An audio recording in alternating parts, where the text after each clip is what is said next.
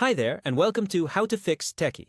If you've just installed a new app or software on your Windows PC and you can't find it on your desktop, or you just want quick access without digging through menus every time, this video is for you. Today, I'll show you exactly how to add apps to your desktop in Windows. It's simple, fast, and works for any program, whether it's pre-installed or downloaded from the internet. Let's fix it up.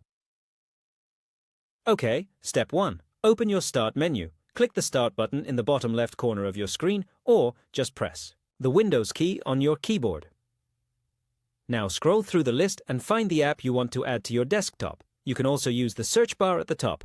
Just type the app name, like Spotify or Chrome. Once you find it, here's the trick. Right-click on the app name.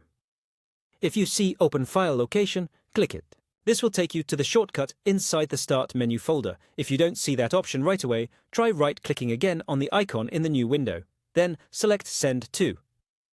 Desktop. Create shortcut. Boom. Done. Now the shortcut is right on your desktop. Double-click it anytime to launch the app instantly. If you downloaded an app manually, for example from a website, you can also go to the folder where it's installed. Usually it's inside C drive. Program files or program files. x86. Find the main.exe file that launches the app. Right-click on it, choose Send to, Desktop, create shortcut.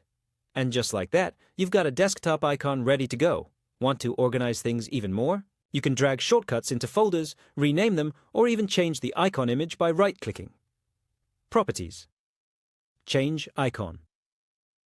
Now your desktop looks cleaner, and you can launch your favorite apps with a single click. If you found this video helpful, then subscribe to our channel How to Fix Techie and press the bell icon so you never miss any update. Thanks for watching and happy customizing.